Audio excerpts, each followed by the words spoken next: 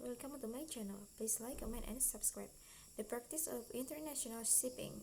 International trade is made up of commercial transactions between buyers and sellers. This can be complete strangers to each other or parts of the same enterprise. For the commercial transaction, this does not make much difference since in many cases even sister companies need to trade with each other as if they are separate companies. This is called arm's length trading and it has primarily a fiscal background.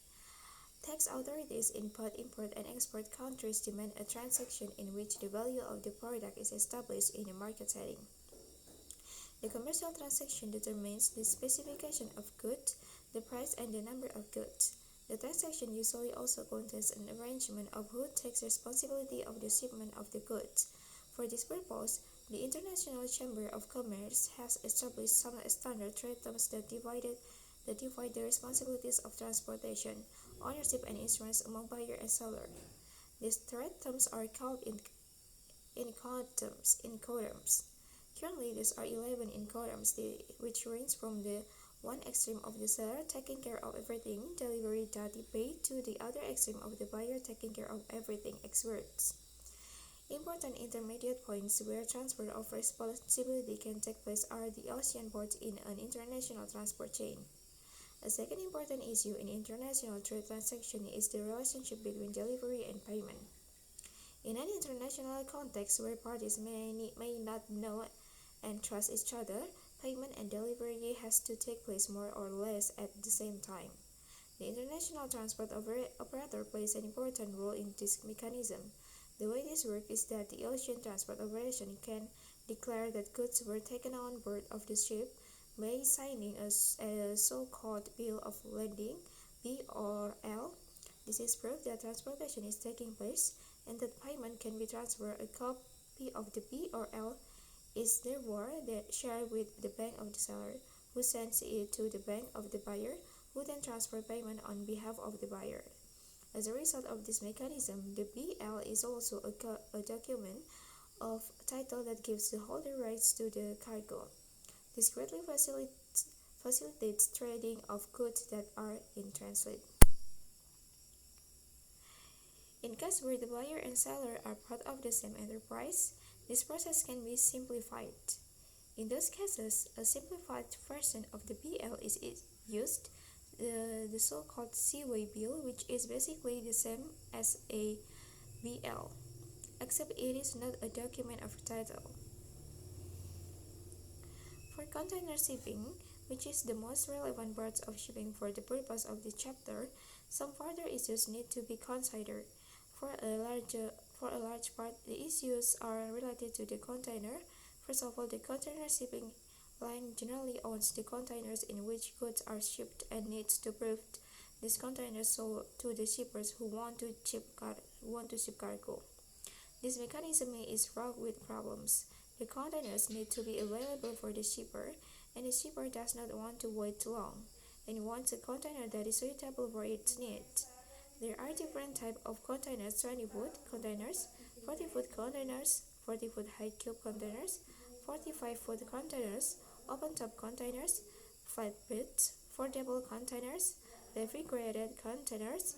All these containers conform to the ISO 668-2013 revised standard. In addition, commercial containers may have a 5-step scale of cleanliness. The highest level, so-called food-grade containers, is the only level that is acceptable for the transportation of food products. Second, customer authorities consider containers to be packing material that requires, in many countries, some type of temporary import license. This license may restrict the time the empty containers can stay in a country. If the containers stay too long, VAT and other levies may become payable. Third, after delivering a container to a destination country, the shipping line would like to return a container as quickly as possible to paying customer. For this purpose, the shipping lines all charge fees if the receiver of goods takes too long to pick up the full container or deliver the empty container back.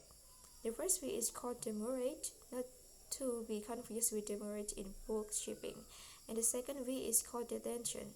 These two fees are in the range of a few euros per day to as much as 75 euros per day, chargeable after a so-called free period of several days. Of course, the fees and the free day are negotiable, so the shipping line's customer will pay the same as another customer. How the demurrage and detention fees are established will depend on the party who books the transport and their negotiating power. For transport, this can be either the buyer or the seller, because of the need to keep track of containers in countries, formal obligation to report unloaded containers to custom authorities in the destination countries, and the need to only provide the goods in the container to the rightful owner. The shipping line maintains an administrative process in port in which some of it need to be paid. Information for the party who will pick up the container is exchanged, and the empty depot in which the container needs to be returned is recorded. In many ports, this exchange between the agent of the shipping line and the representative of the buyer of the good is a cumbersome process that takes time and effort. Only when this process is completed can a transport be booked to pick the container up in the port. Often this process cannot take place or be completed until the container is physically unloaded. The buyer's agent needs to track a terminal's website to find the unloading confirmation of the container, and then verify all relevant information. Take care of payment and book transport. The degree to which this process is supported with IT, usually a port community system, differs strongly from port to port and from shipping line to shipping line. RSM 2010 has estimated that in Rotterdam, the cost related to this process can range between 5 until 25 euros per container. For a customer of freight forwarding again, who gets 35 until 50 euros for the administrative handling of a container, this is a substantial cost driver.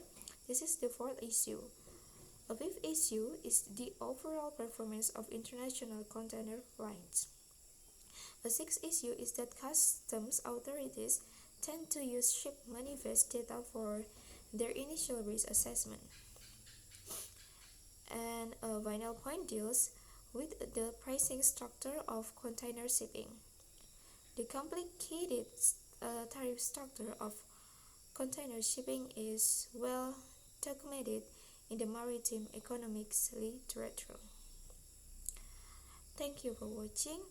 Don't forget to like, comment, and subscribe.